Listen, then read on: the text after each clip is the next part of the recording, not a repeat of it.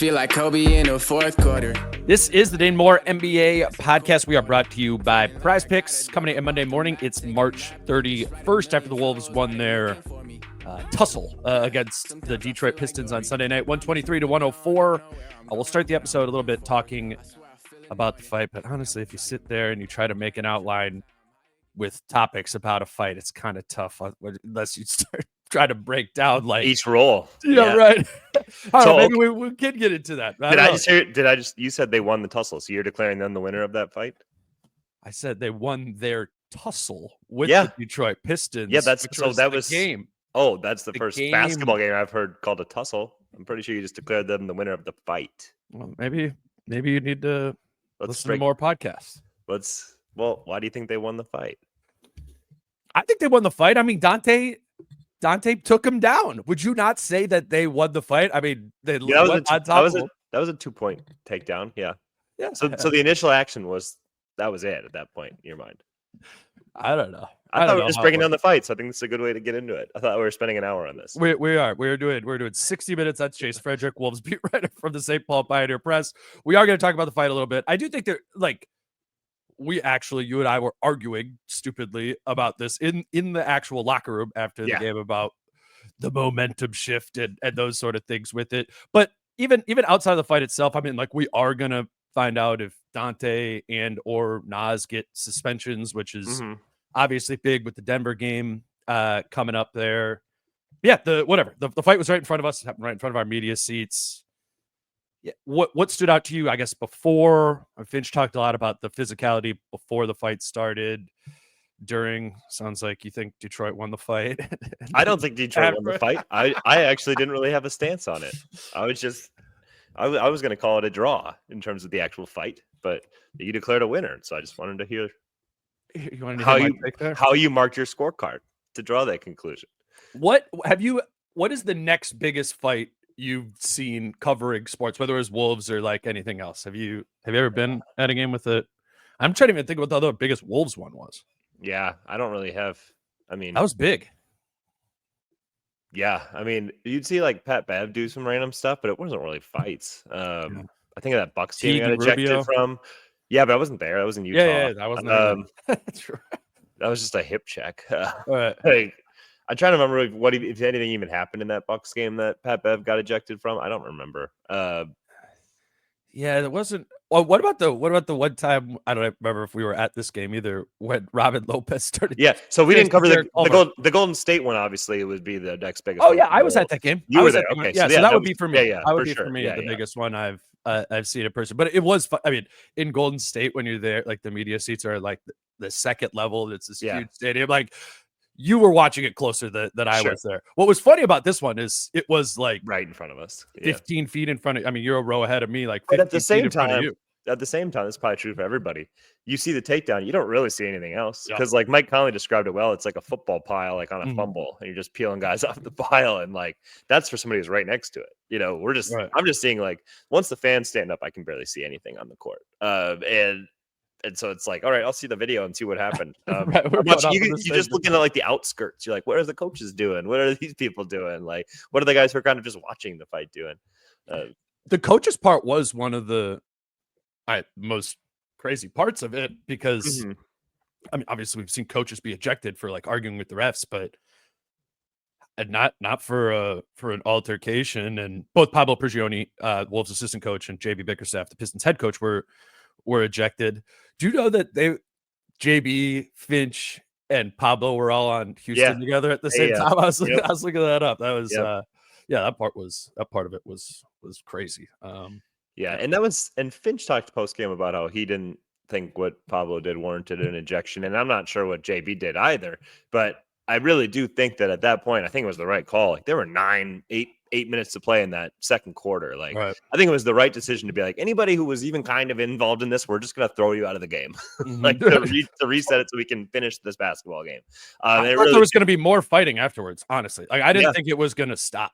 I thought it was going to continue to be chippy in some way or the other. So yeah, I guess they did get neutralized some, but it was interesting, right? When Finch was saying that he kind of thought it was coming, like a fight was coming in this game, given the physicality and the refs not managing it. Did you agree with that? Yeah, I mean, I thought it was. Well, the Stewart push happened like a minute or two before that for his first tech. So like, if you would have said, "Hey, he's actually going to do something else and get ejected," I'd be like, "Yeah, that makes sense." Right. But otherwise, it was just like Detroit came with such like an attitude to the game. Like, I mean, Malik was just yelling every time down the court. Like just in the most antagonistic fashion ever. Tempers were probably going to flare. So I don't think anybody ever can say that they think that's going to happen. Right. But that there was going to be stuff throughout the game and texts and whatnot, and maybe some pushing and shoving here or there. Yeah, like that is what the game was, frankly, for the first 15 minutes. So I didn't think I would have been like, yeah, this is going to turn into a huge brawl at some point. But that it was probably going to like be another incident or two. Yeah, for sure. I'll play the Finch clip. This is from after the game last night. Think of your perception of what happened during that. To the fight? Yeah. I mean, Tussle. I like how he's surprised that that's what John's question is. Fight? What happened with the fight? I almost expected him to say I didn't see it. Like, because he's always been the key. Like, what did you see on this injury? And he goes, I didn't see it, even if it was like right in front of his feet. So I almost expected him to say he didn't see it. But, yeah. All right, I'll actually let it play. Go ahead. to the fight? Yeah. I mean, two guys went at it and spilled over into the crowd, which is super dangerous, and obviously, it just kept escalating and escalating, mostly from their side, to be honest with you. I thought leading up to that the game was way too physical. I thought it was a little lopsided in its physicality, and I thought that it was bound to happen. It just felt like it was coming, and you just been in enough basketball games to kind of feel this coming. It's unfortunate, but we knew they were a super physical team. They hit you, they hold you, all the stuff that you want your physical teams to do. But I just thought it had got to a point where the players were going to take matters into their own hands. You don't ever want that. And just there was a lot of antics alongside of it too. So but both teams settled down and tried to play basketball after that. It is good to the fan part. No, seriously, it's easy to laugh about the fight and stuff, but it was a little bit scary there. And there was a little kid in the front row who left there crying. And I mean, I don't blame him. I mean, it was scary. It was all over everyone in the front row, and these are gigantic professional athletes. I mean, Isaiah Stewart is a big human there, and that. But like Finch said, it did somewhat get under control. There the rest of the way. The Wolves were down 30-39 when the fight happened, and then went on to win the game by 19 points.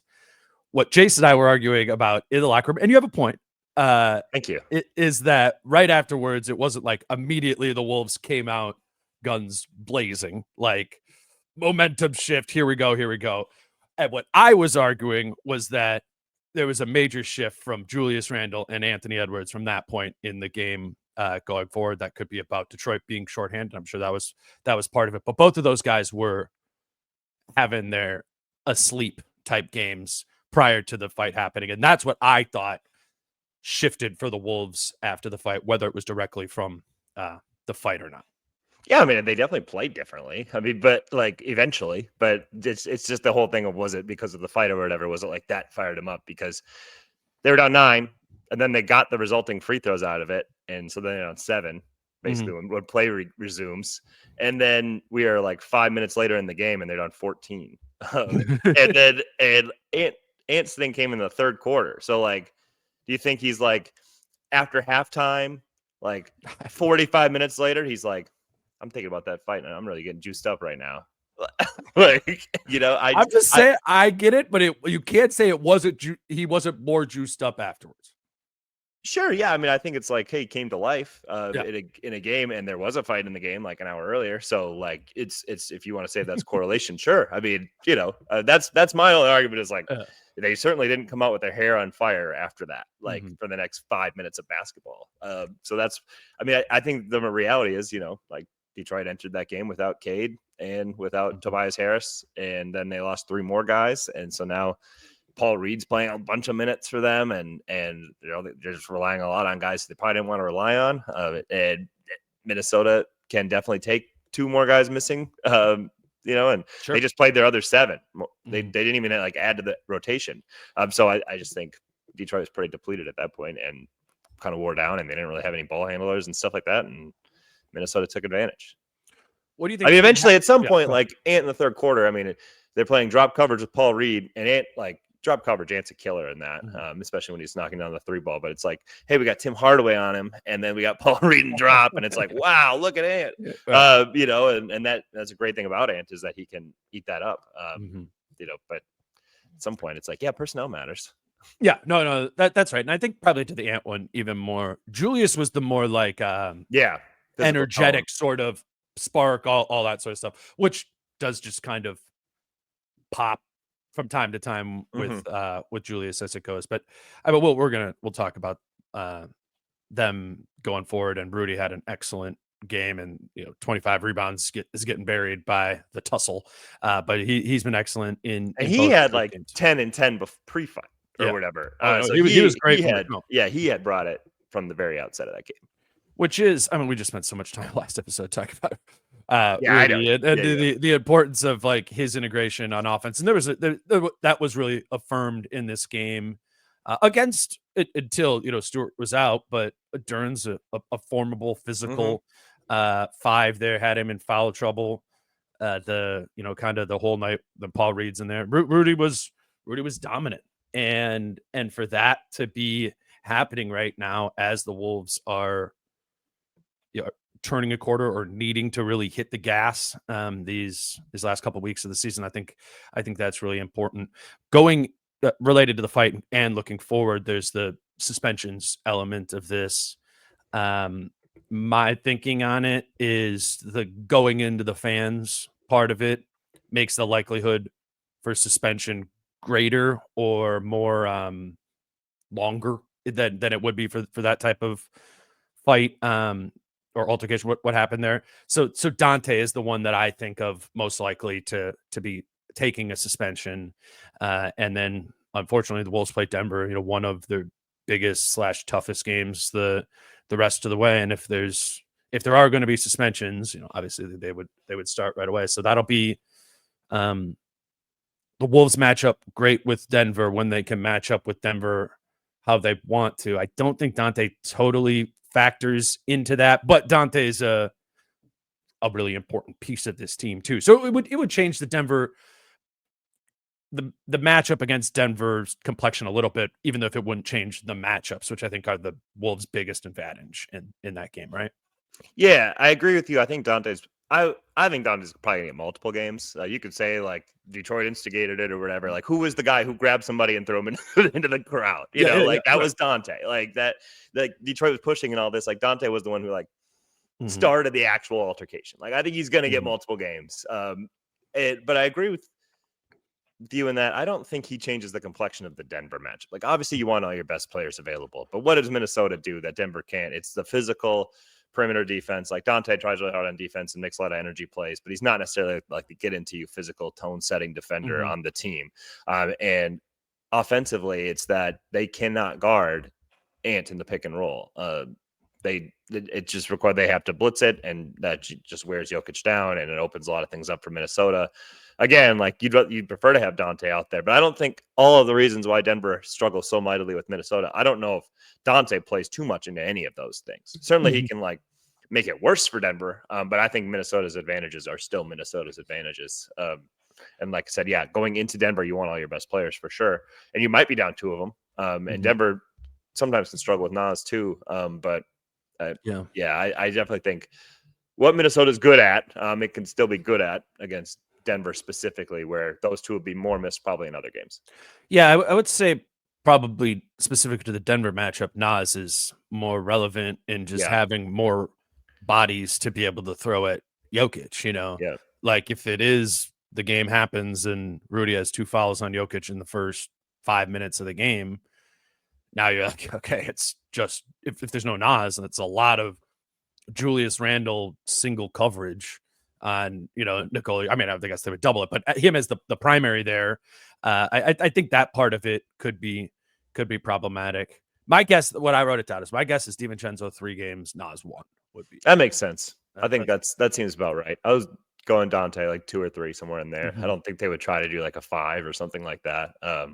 But you also don't know. Like the NBA does sometimes like to really crack down on like you can't do that right there. The fan part of it, right? Yeah. You cannot tackle someone into the crowd like that. I can see that. Because you see what happens. Just fair. Yeah. Right. And so if they do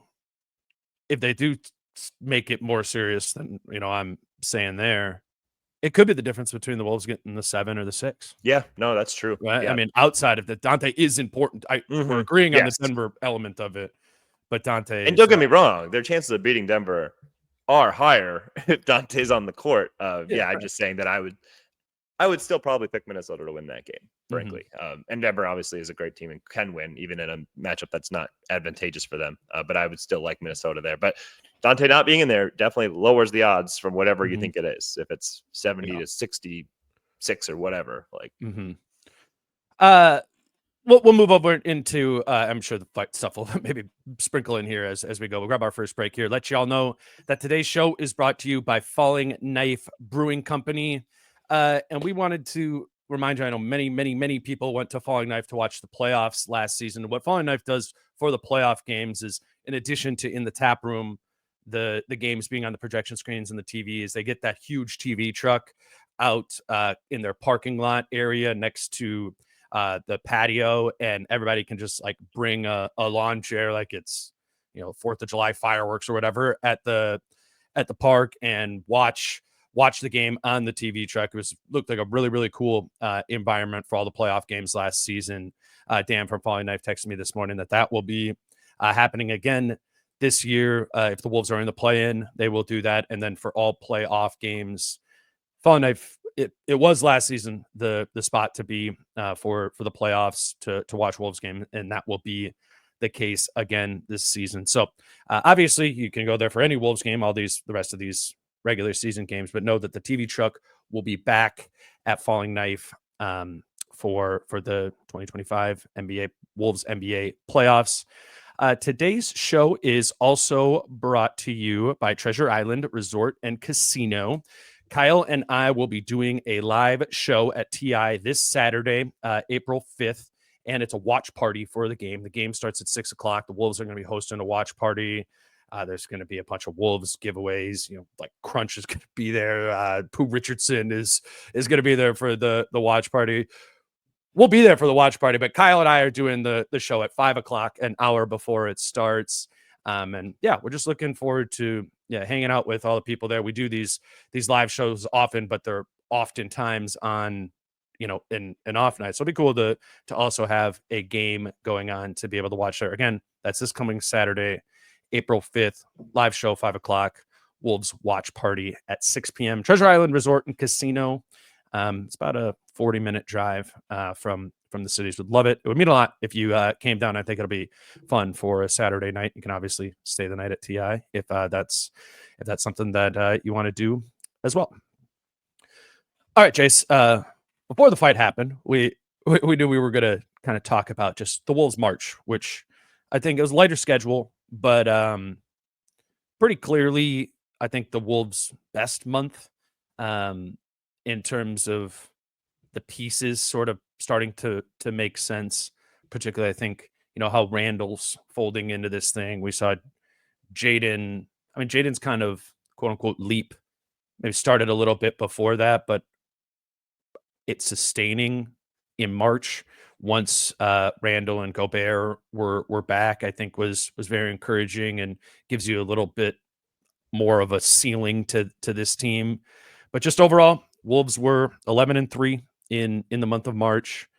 Only Oklahoma City and Boston had better records than that. They were 5th on offense in the month of March. Only Oklahoma City, Boston, the Clippers, and the Hawks were better than that. And they were 3rd on defense. Only Oklahoma City and Toronto were better in that month. I mean, that's a top five team with a winning record in the month of March. Again, lighter schedule.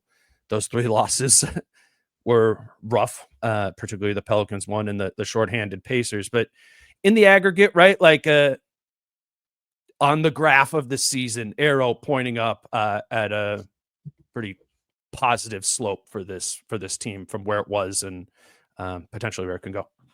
Yeah, I think it was a month of reaffirming the identity that they have to reach their peak, which is oftentimes, I do think it's defensive tenacity, creating a little bit of havoc and using their defense almost to create the pace on offense, getting out and taking advantage of like turnovers, setting the tone in that way, just playing a physical brand of basketball that this team's defense, I still think, even with the pieces they have, has to set up the offense for the offense to be consistently good throughout the game. And they just did that a lot. They kind of had like that defensive havoc. We saw a lot of the things that they did well last year appear more, maybe from different guys doing different things, but it looked a lot more like last year's team in terms of, and I still think, even like with the changing of faces, that is how they have to play. If they're going to be at their best, if they're going to beat the best teams the West has to offer, it's got to be, hey, we are significantly disturbing what you're doing offensively with our just defensive presence and length and perimeter presence. And then Rudy at the rim, his job's easier because of the perimeter defensive presence, and he's blocking shots. They're forcing turnovers. They're forcing misses that lead to runouts. And, you know, you're kind of starting some of these avalanches that we saw a lot of that. And Jaden's a part of it, and Rudy's a part of it.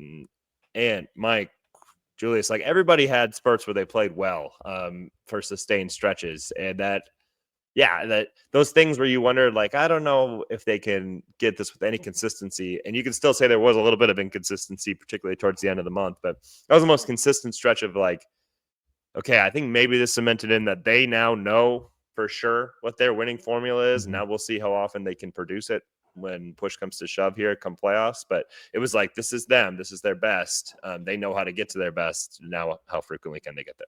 I feel like Julius is that clicking in for him is like the best example of that. And understand he wasn't on the team a year ago. Like he doesn't intimately know what the identity of the 23-24 Timberwolves were, which was that perimeter oriented defense that gets them going on the other side of the floor. And just so many elements of what the team looked like a season ago is now happening with the new pieces in place. I was thinking like just the defense in general, the ball contain, the kind of filtering into Rudy element of last season's defense, I think has come back. And then I think a big part of the Wolves last season when they were playing well offensively was high volume, high effective 3-point shooting. I mean, and it's been even higher volume this season from three and this month in particular.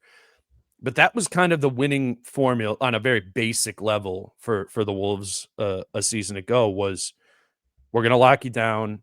And when we start making threes, that's when our mediocre offense is going to be able to kind of avalanche you. And I think just Julius now understands kind of the makeup of what that looks like, and specifically his individual role in how that comes together. He is a critical staple in kind of piecing that all together. Yeah, I would agree with that. And just like the three seem to come like using everyone and their impact on spacing, using everyone's gravity. Like you said, the Rudy stuff and the way he rolls and the way he can kind of suck things in, and guys playing off the catch, and maybe like sometimes too, okay, you have an okay look, but then you're playing off the catch and you're driving in, you're collapsing it again, and then there's an extra pass. I just feel like there was a lot more of that where you're like, okay, this is good offense turning good into great, not settling, because like the 3-point volume has been really good, but it's also come at a time where Jaden has found the areas in which he's more effective offensively. So like, I just feel like maybe the selection and guys understanding who they are and what their rhythm is and how they get their shots, and that can also come with time, within a new group, because that can change one season to the next based on your game, how you're evolving, your confidence level, and who you're playing with and what's required for you from the team. So I think offensively, like threes have come just as the offense has felt better, and guys have seemingly, and the team, I think, coaching staff, everything, they found a better formula.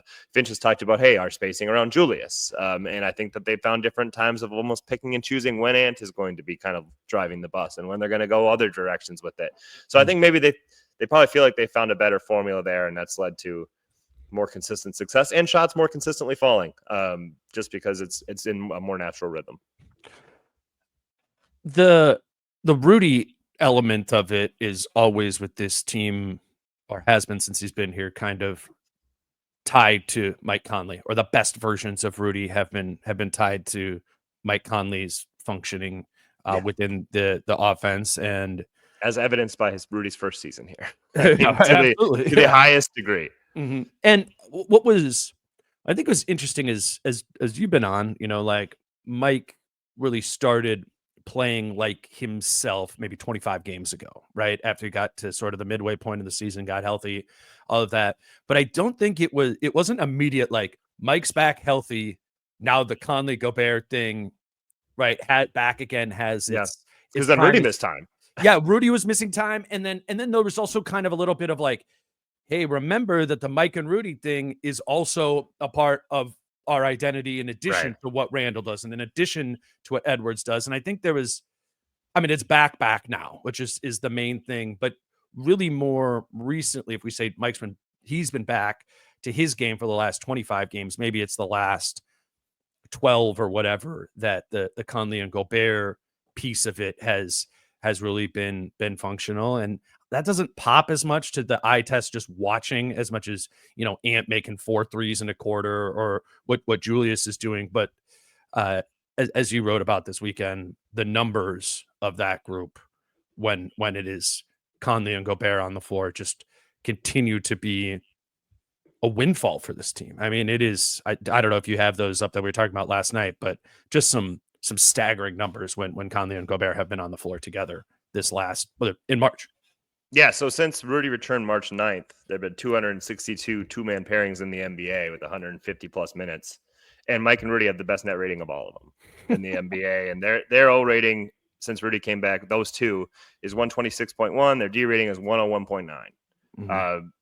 The team has been really great when those two guys are on the court. And it just looks, that is maybe to me the thing that looks and feels the most like last season, is that their impact on winning is as high as it's been. And I think that's why the team's consistent success is finding its footing again, as was the case last year, where it was like last year they didn't drop too many games where you're like, that's a bad loss. Can't lose to that team. Obviously there's going to be like 1 or 2 throughout a year. But that was pretty infrequent last year, and a big storyline of like, oh, that's a big improvement from the year prior. And it's largely back because of what those two and what they're doing, and their sense of like, hey, this is kind of slipping away. We need to run pick and roll with us two here and generate something good. And Rudy, maybe that's a bad possession, but Rudy gets an offensive rebound out of it and puts it back. And now momentum is, continues. And Mike's getting good shots for guys, and Mike's playing really well defensively lately, like what he did on Malik last night. And I think those two, the things they do, Mike taking care of the ball, Mike helping kind of get the offense flowing, that's a controllable. That isn't like shots going down based. Mm-hmm. Rudy defending the rim, Rudy rebounding, that's not shots going in or not going in. Like that's a thing you can do consistently. So I think what those two do, they control controllables, and that creates consistency. And they do that more than just about anybody. And they've kind of, so their elevation, both individually and as a tandem, I think has really kind of helped Minnesota find its form. And that's kind of showed in all the plus minus numbers and everything. The controllables, that's a good way to put it. And I'm thinking about that in relation to that lineup that we like, that plays with them, where it's Conley and Gobert and the 3 bench guys, Reed, DiVincenzo, and Alexander Walker. I remember like right before the fight was going, I was like, oh, that lineup's back up there. I was looking up the numbers to see where they're at, and I'm like typing out a tweet like, the Wolves were terrible in the first quarter, and then the Conley Gobert, Reed, DiVincenzo, Alexander Walker came out there, and it was like a run 6-0 in a minute. Yeah, it was great. I mean, Dante was great before he got ejected, but specifically that group is like it's 3 role players playing with those 2 guys, who Rudy and Mike, who are trying to control the game. And that group all season has done an incredible job of controlling as you were saying last week, like they dictate, right? Like they dictate the style of play that is going to be played when they're out there. And the numbers just scream effectiveness for them when they're out there. when I was looking it up, when I was typing it out, I remember they had a net rating on the season of plus 32.2. I can't imagine there are many 5-man lineups in the NBA, if any, who have played more than them and have a better net rating than those 5 guys. That group. I obviously looked it up. It's no. I mean, It's theirs is the best by like a lot, of lineups with at least 100 minutes together. And 5-man, you just don't have as big of a sample size because one guy out. And it's What's different. the next best one? Memphis is fully healthy starting 5 with the big 3, Edey and Wells, is at 24.7, and that is the next best out of anybody with 100+ minutes. See, that's massive. Yeah. I mean, that's a 7-point difference per 100%. Yeah, so I'm saying the gap between the next best 5-man lineup. I mean, that group wins. And I don't know, maybe to some extent that's more of a regular season thing than the playoffs. We never get to see it. You never find out. You know, like that's just the reality. Is like nobody will trot that. Nobody would be like, "Hey, let's take those 5 and let's just like 5 guys like that and roll it out into like a playoff series or whatever." Like, because everybody just goes, "No, you need like more firepower or whatever," and they're probably right, but there's just no data points on it. Like, I don't think that would work or whatever. It is just interesting that they have, what is that? That's their lineup with their first, third, and fourth most expensive player on the bench in Edwards, Randall, and McDaniels, and to be that successful without your top guys is really a testament to the. I don't think this team is going to have the 6th man of the year, but it has the best. That is the case that this is the best bench. Yeah, the best depth in the entire NBA, and people will make the case that isn't as important in the playoffs, but you do play every team 7 or 8, right? You know, like you are playing those guys. It's not like we're not using a lineup where we're like, okay, and Jalen Clark was in there or Terrence Shannon Jr. is in there and look at the numbers of it.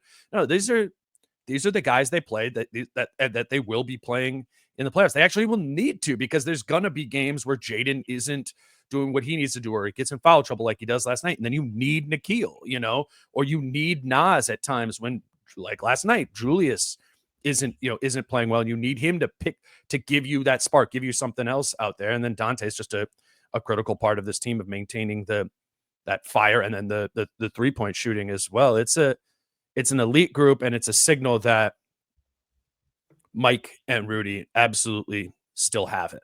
I mean, I'm not saying that it's the best 2-man pairing in the entire NBA like that, because it's not, just because they're not dominant to like elite players, but the way that they work together and the way that they empower their teammates make it so they win at elite levels. And I don't know, maybe then that just means it is an elite pairing when they're both 32 and 37. It's crazy. It would be interesting. I haven't asked Finch this, but he went away from that. He went away from that 5-man lineup. That was so good to start the year. And then he talked about it because then they went more Julius with the bench. And I think you asked about it. And he's like, we were protecting this 5-man thing. And then we decided we had to break it up to get to some other things. And I almost wonder if that's because like Rudy wasn't quite Rudy and Mike definitely wasn't Mike. And so then they're like, well, how do we start empowering Julius more and all these I think things. That's what it was. I think it was trying to empower Julius. And so they wanted to play Julius with those guys. Right. Yeah. And now Mike's playing not as much with, he's playing some with Randall and not as much with Rudy. And it's almost like as Rudy and Mike have played better again in this last just like 10 days or so, they're like, okay. And Finch has said this basically, like, we got to lean more into Mike and Rudy, like as part of our identity. And we got to lean into Mike. And now I think maybe they thought about that. They're like, how do we do that again?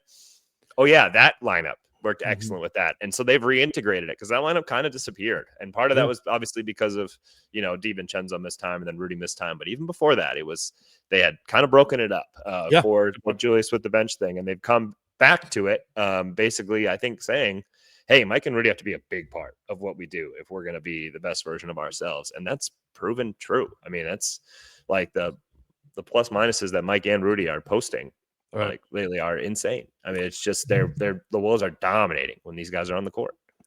It's also like, I think Rudy's the Wolves' second best player. I agree. Yeah. So it's not, it's really not that the season-long crazy- discussion, we have come back to the original answer. Right. Like it's just a really good way of playing for their second best player. Yeah. If you believe Rudy's And he is specifically, it is wild that he is specifically their second best player when Mike Conley's on the court. Yes. When Mike Conley's not on the court, I don't know if he's their second best player. I think it's fair to say he isn't. Yeah. Because you just don't have the same structure to the offense and the same inclusion of Rudy within the offense when Mike isn't out there. So yeah, if it isn't that's think about the earlier in the season when Mike wasn't healthy and how many games it was just like, yeah, Rudy just kind of feels like a rim protector role player, one of, which isn't a nothing in the league. I mean, there's guys making just 10, not what 15 million doing not that. What you want to pay 40, 50 exactly. for. You just don't want it in that range for. Yeah, it's as long as Rudy has like a real primacy on this team, Mike Conley is critical to this team. And as the roster's constructed, and I thought it was what Mike said in the locker room after the game on Friday night against Phoenix is, this is the way that the team was built to play, where around Rudy in this way. And people disagree with that. I disagree with it sometimes. Mike, I don't know. This is the right, but like what Tim Conley's thought of putting the roster construction is this way. What Chris Finch's thought process of this team is this way. It's a Rudy Gobert team, and Rudy Gobert teams can only really play a specific style of way to be effective. We've seen plenty of Timberwolves basketball over the last 3 years that of effective Rudy and less effective Rudy. It's when they stray away from his inclusion and his primacy within it that this team just is not a 50+ win team caliber team. When it's like this, and Ant and Julius, as they were last night, are doing this team their thing, then I do think this is a 50 win caliber team. What's amazing is like Rudy and Mike and the way that the reason why you definitely have to lean into it is that those two, when you do lean into it and they're playing well, they are major drivers of winning in the NBA. Like they can win a lot of games. They can do so consistently. They can beat a lot of teams because like Mike's smart enough where they'll be like, here's where we can take advantage of them tonight. And those two are also smart enough to be like, okay, we have this mismatch for this other guy. Let's let them play into that. So it makes you more versatile as long as they are in the original game plan, a part of it. And so we did a little bit of this, like looking at it last night. So let me do the ad break, and because okay. I want to talk about this more extensively in regards to AMP. But today's show is brought to you by Skims. Skims, you've heard of probably for a while in the women's clothing space, but this season, as we've been telling you about, they've expanded out to the men's side of things. They've been involved with the WNBA, but also this season they're the official underwear partner of the NBA and USA Basketball. You've probably seen some of that in other advertisements elsewhere. And I was just encouraged when they reached out to me. I'm like, ooh, underwear sponsor. This is weird, but I've actually really enjoyed them. It's what I wear like when I work out. The best comp I think for it is like you have your workout clothes that you wear when you like work out. It's a specific type of material, but then it also ends up being like the type of comfortable clothes that you wear when you're just sitting at home. And I think that's what these the boxer briefs that they have, the men's line at Skims provides. I have the stretch 5-inch boxer briefs. They sent me a bunch of them and I really do love them. I think you should try and find a pair that works for you. They have a bunch of different options. You can do that by shopping Skims men's at skims.com and at Skims stores. If you do shop online, mean a lot if you let them know that we sent you. And how you do that is after you place your order, when you're on there, there's a drop-down menu about where you heard about it. You select podcast in that survey and select our show in the drop-down menu that follows. Again, Skims is the official underwear partner of the NBA, WNBA, and USA Basketball. All right, Jace, what I wanted to talk about next, I think what you were getting to is kind of how some of these numbers and the success that's happening with the Conley and Gobert pairing is not necessarily overlapping into Ant. With anybody. So here, I'll get into, so like Mike's last 11 games in which he's played, and he's missed 2 games in there. Charlotte, and Utah. So like, yeah, they won those games by a lot. The Wolves kind of, I think Mike sits oftentimes like back to back, and we're pretty sure we got this one. Yeah, right. So, but Mike's last 11 that he's played, plus 155. Like in the plus minus column, the Wolves are outscoring their opponent by 155 points when Mike's on the court in those 11 games. And then you probably go, okay, well, yeah, they've won a lot of those. So everybody's is probably pretty high. But then you go through the whole team, and here it goes in those 11 games, everybody else is plus minus. Rudy, plus 123. Still really high. Rudy did also miss one of those games, the first one of this stretch. Nas, now it's going in order. Nas, plus 90. Jaden, plus 79. Nikhil, plus 68. Dante, plus 28. Julius plus 22, Ant plus 11. So like they're like razor's edge winning these other guys' minutes. And it's Mike and Rudy who like they are dominating those guys' minutes, and they're kind of hanging on for a lot of the other ones. Like a plus 20, a plus 11, or whatever in a stretch where you're winning 9 out of 11 games is not like that's not a lot. And you can point to like, well, Ant had that one Indiana game. It's like that would be 20 of the points, and if you take that out, it's like 31. But you just see how much more impactful those two have been in terms of winning right now than a lot of the other guys have been. Because those other numbers still kind of reek of like 500 or just above plus minuses, frankly. And the Mike and Rudy ones are like, oh, okay, that's a winner. That's a winning team right there. Why do you think? What is Ant doing specifically that you think is not allowing his production or the team's production when he's out there to mirror it, or for it to be such a discrepancy? I mean, that's a crazy stat. Plus 155 for Mike in those 11 games, and Edwards is plus 11. I mean, they start together. They play together a lot. Like that means that the minutes that Ant is out there and Mike isn't have been problematic. That should not be that level of drop off.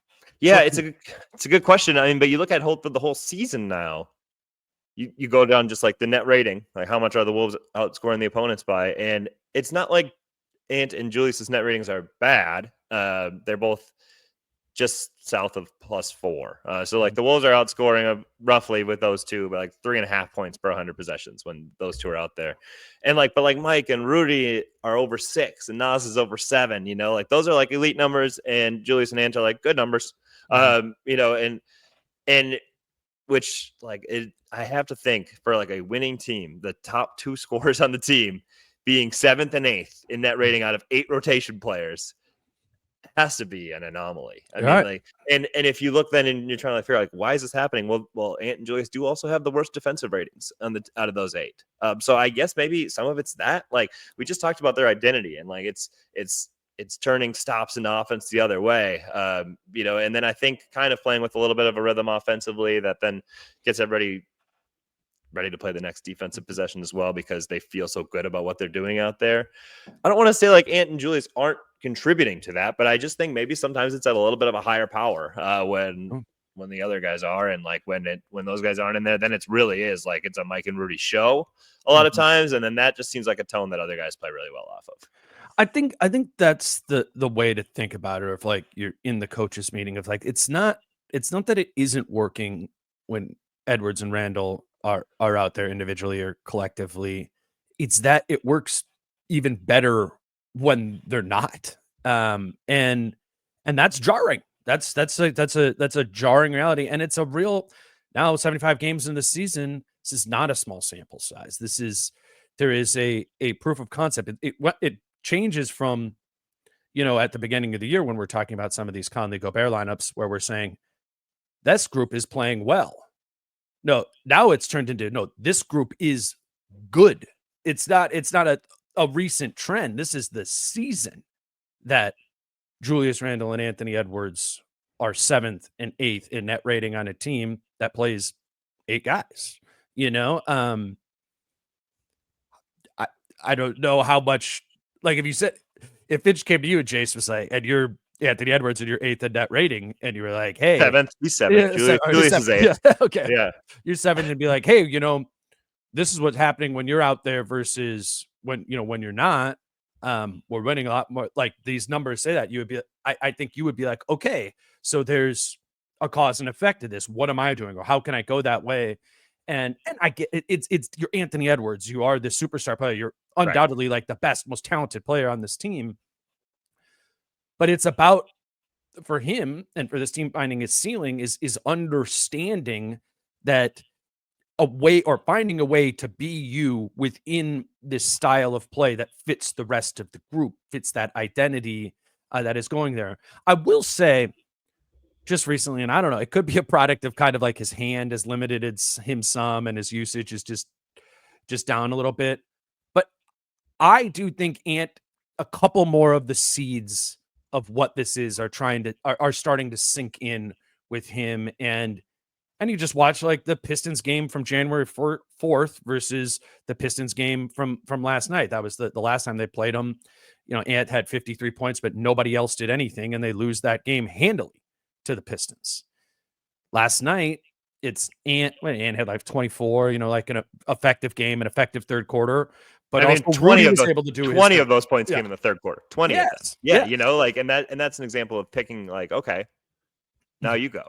Like that kind of thing, True. What you're saying is not a good thing. I think that's fine in the sense of it's when it happens in the game. I think when they were at their worst, when it would be like Ant scored 17 points in the first quarter, and then it'd be like, and nobody else did anything. And same with Julius. When Julius would have 15 points in his quarters, and nobody else would do anything. In past years, like it's not like it's just Julius was the New York game. When they at Target Center, it was like, oh, Julius is really going off here, and it's like, this lost by 30. Not sustainable for everybody, And now I think we're seeing these past few games. I wonder, and I don't know, I haven't talked to anybody about this, if there has been more of like maybe even going to Ant and going, like, this Mike and Rudy thing is like, it's very imperative to us, and Jaden and getting involved, and here's how we think the best way to do it is by getting them involved early. Because we have seen in these last few games, particularly, like Ant is not super involved in the first 5 minutes offense of the game. And I'm not even saying that the offense has been great because of it, because like last night was another slog to start the game out. But everybody's just touching the ball.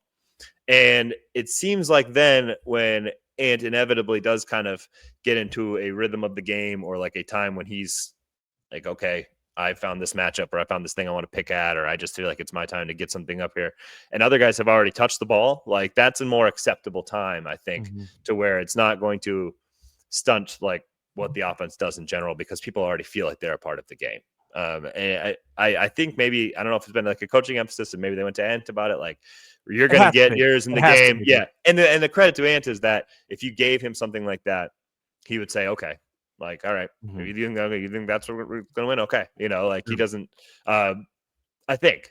No, I thought it was a great observation. I thought when you turned around and said it to me at the game last night of like, look where Ant is on all of these offensive possessions in the first 5 minutes of the game. And it was again, the corner right in front of us where the fight happened. They're letting Mike initiate, and Ant's starting to play out of the corner. And what I think it is I think their terrible clutch time play was so alarming that they changed their process to offense. Because what we saw was what you're describing of Ant playing off ball at the beginning of last game. They started doing that in the clutch after, after the Indiana loss. Yeah. Hero ball, just mess in clutch time. The reason the Wolves don't have 50 wins already this year is because they've been a terrible clutch time team this season. And it's because their offensive process has completely fallen apart when a game's close and there's 5 minutes left in a game. So they shifted that again. Once Mike got healthy again, that was a big part of it. They're like, okay, Mike, you are going to close all the games. Mike physically is like, okay, I can do this. I can make shots. I can run actions. I can get downhill some. And I think they learned something from that in the clutch that now they're applying to the beginning of games, which is their next worst time this season. Right. First 5 minutes of games, last 5 minutes of games when they're close. The Wolves are terrible. I mean, really have been terrible this season. So I think it's a good coaching process change to, we at least got to get other people feeling the energy of the ball at the beginning of games so as to start the process moving in the right direction. Just as at the end of games, they know it cannot just be Ant and Kobe mode, for the last 5 minutes of the game. Offense is too efficient in the NBA right now. And the way other teams are playing it, to just have one player consistently be able to take over at the end of games when a defense is also targeting him. I think this is actually really encouraging from if you want to like point to something of a reason to when you're doing a playoff preview of and you're looking back at the 82 games of the Wolves and what their weak points are. I think this was one of the starts and ends of games was one of their most glaring weaknesses, and they've made a clear change in their process with how they use their best player in those times.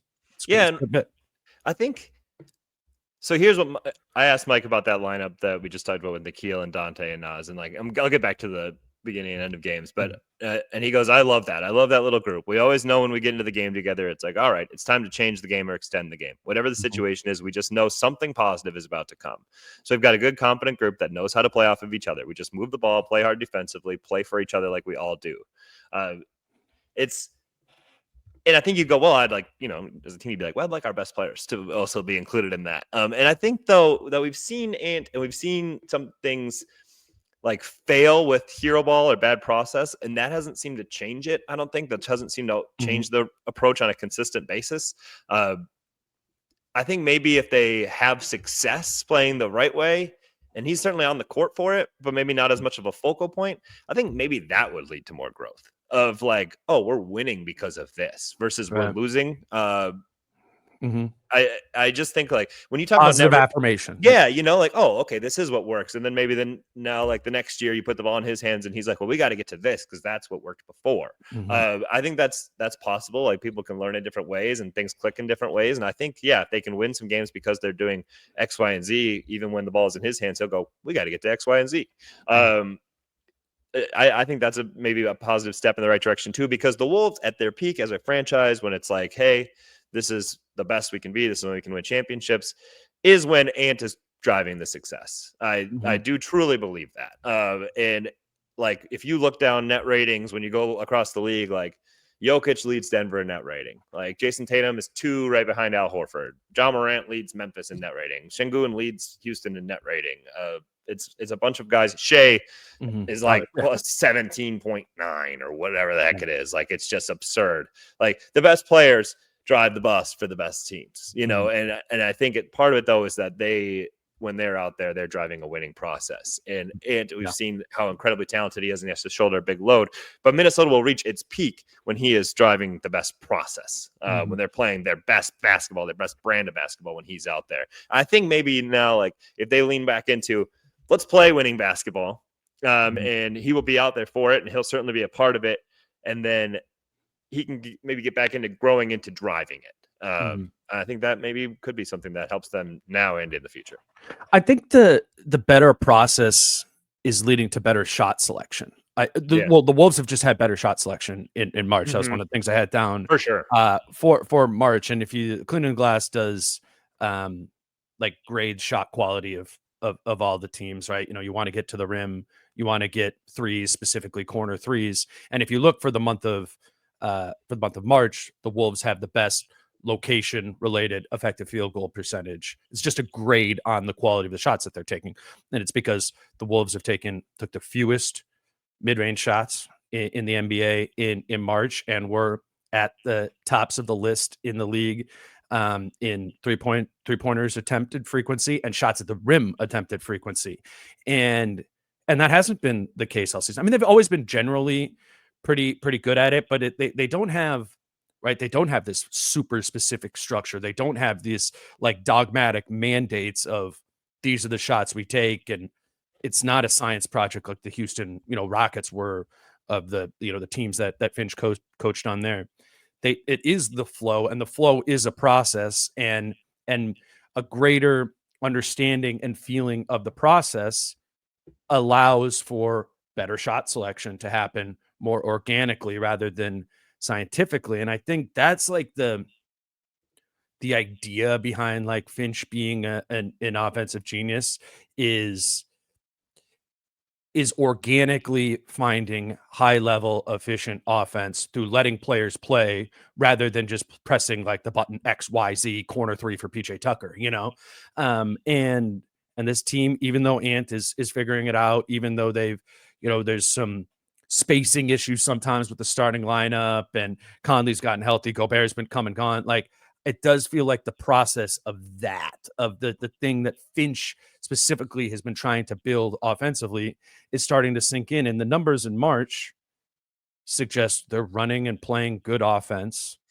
And it's helped by they've hit a ton of threes in this month, but they're taking the right ones, and they're taking the right ones at a higher volume more frequently than they were earlier in the season. And yeah, that's an arrow up to me for this team as well, and something to consider when we do start talking about a playoff matchup, when, a team that they're going to be playing against a lot of the time, you're going to be like, oh, I think the Wolves might have them defensively, but the other team has the offense.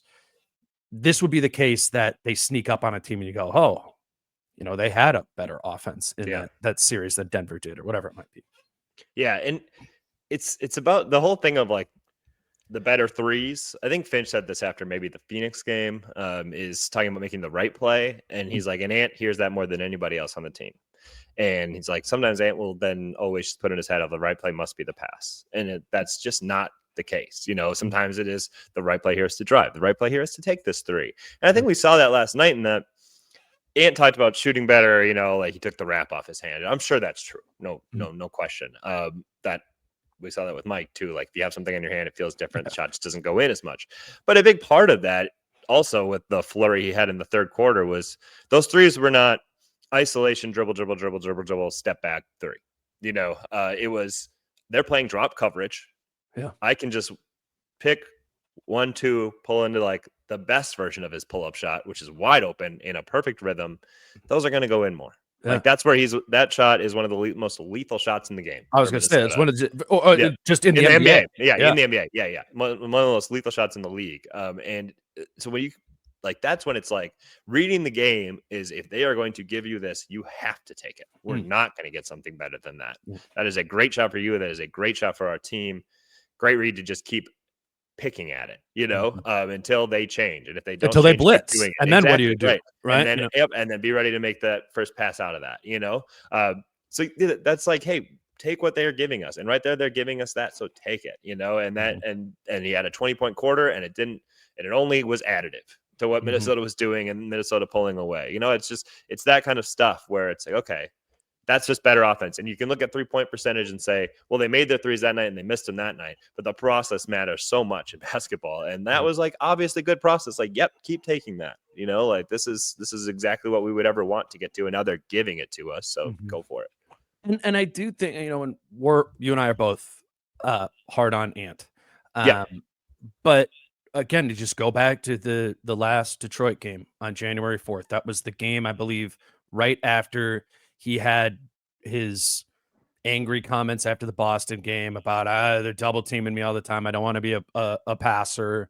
Just real frustration with that. I do want to give Ant credit that was 3 months ago. And that's what his recourse was 3 months ago, was the next night, I'm going to go get 50 against Detroit. And he did. And they lost by 20. And from there, I think it's been a slow process, but that long, 3 months. It's been 3 months, and Ant is growing in that process. And if he was a 2 out of 10, then on January 2nd, when he said those things after the Boston game, I don't know, he is probably up to a 5 or a 6 for sure. Growth. I mean, whatever number you want to put on that. It still bothers me in the games he doesn't do it every game, but in the aggregate, that's an arrow moving up there as well. And I think there's just better understanding from him. And then I think the test is going to be in the playoffs. What if they do bring that again? Are you going to stick to knowing that this is the best way? Because you're going to be tempted when you're going against Shea or going against whoever in the playoffs to again be the guy who gives you 50. But this team isn't designed. This team just isn't designed to have a guy going for 50. It just hasn't worked for them this season stylistically. They do need to be a little bit more egalitarian, and Ant's what makes them that way.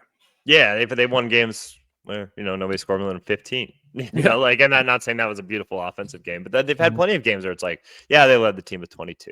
And there's 7 guys in double figures. I think the biggest thing for me the thing that will show real growth for me is that when they get to the playoffs and they play not a Denver, but a team that makes offense a little harder, are they committed to playing the best way? Can they even have a game where they miss a bunch of open shots and repeat the process the next time out?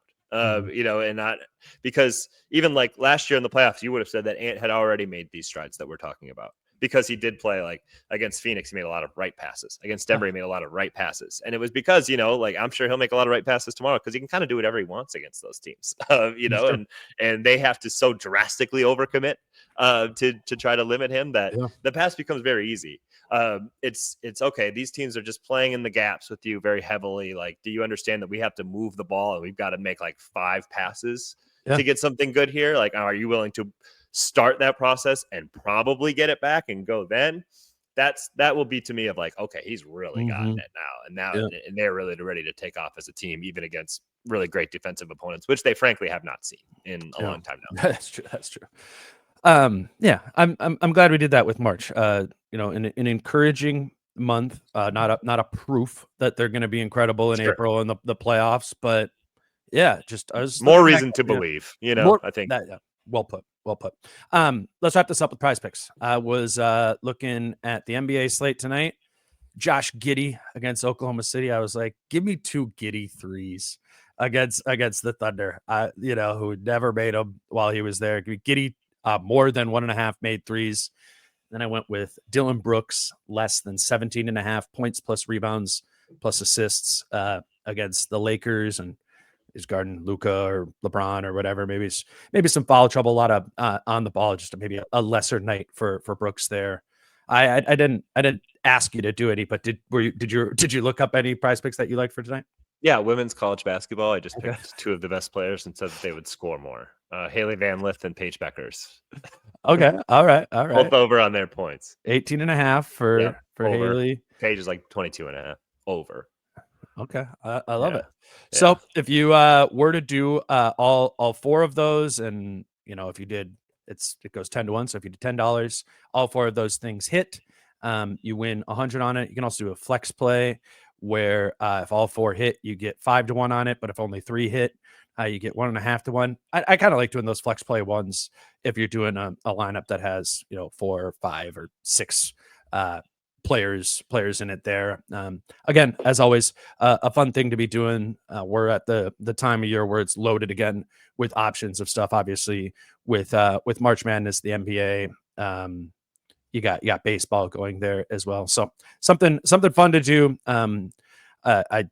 I love talking about it. Love looking at this stuff. You can play at prizepicks.com or on the Prize Picks app. If you don't have an account, you can sign up using the promo code Dane, and your account will be credited $50 when you make your first $5 lineup. All right, Jace, any final thoughts? 7 games to go. What do you think the record's going to be?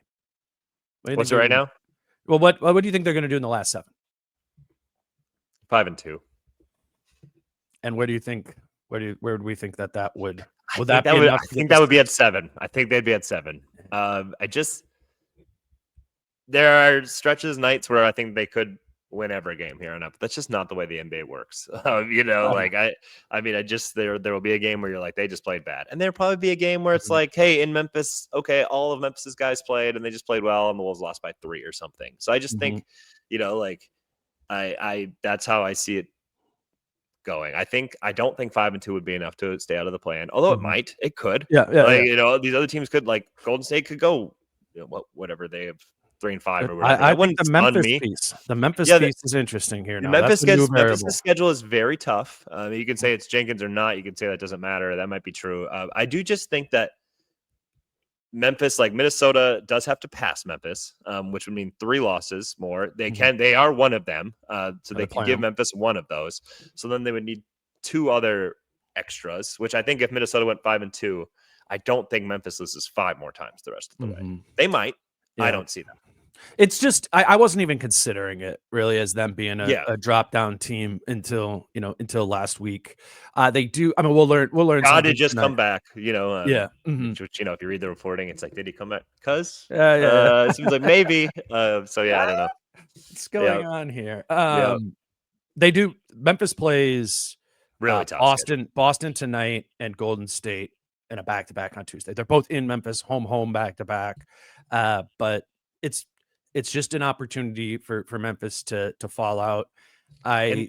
Tuesday game against Denver, like you said, Memphis and Golden State play each other. So like that Denver game will matter even more for Minnesota. It's huge. You know, it's huge. It's gonna be fun. I enjoy this part of it. It's like gives you a little like, ooh, this is what I'm gonna watch on League or follow on League Pass. Congrats to the Wolves for getting the PS, clinching a play-in spot. Is that what that is? So we will have a play-in game for the Wolves, and we'll see what happens. I am going to Denver to cover that Wolves Nuggets game on Tuesday night. Britt and I will do a pod on Wednesday morning afternoon after that game, and we'll see where this team is at. Jace, I appreciate you doing it. I think this was a good one. Always fun, man. I didn't get as much fight talk as we could have, but maybe next week. I honestly maybe we'll get another one. I was sitting at my computer this morning being like, how do I talk about this fight? I was like, I don't even know what Our solution was you don't. Whatever. Everyone saw it. Everyone saw what happened. I don't think we needed to break down who got ejected and suspended. I do think the suspension part is going to be interesting. I would assume we find that out today. I think so. I think it has to be. I mean, usually they're pretty quick about these things. Yeah. So we will see. Ant said they should be suspended. They should just lose a little bit of money. That was his quote after That's just one more thing. We'll see if Ant's tech gets rescinded. I don't know if it would. Good point.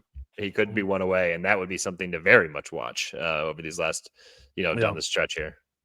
Does that roll over to the playoff? How does that work for the playoff? Does not. Now, they would almost certainly rescind it. But if he got one in the last game of the regular season, I think that would. I don't know. I don't know for sure either. I haven't looked enough into the rules, but if he got one in game 82, he'd had to have done something wild to not be rescinded. But. Just gets really pissed against who they play, like the Jazz or Brooklyn. Yeah, the Jazz. Yeah, they're up like 20, and he's just tanked. Yeah. All right, this was fun. He's Jace Frederick. You can read him over at the Pioneer Press, TwinCities.com. Follow him on Twitter at Jace Frederick. Until Wednesday with Britt. He's Jace. I'm Dane. Peace out. How I'm feeling, man, I hope it never stop, yeah. Green and hot so you can find me in the crowd, yeah. Don't let standards ever bring you down.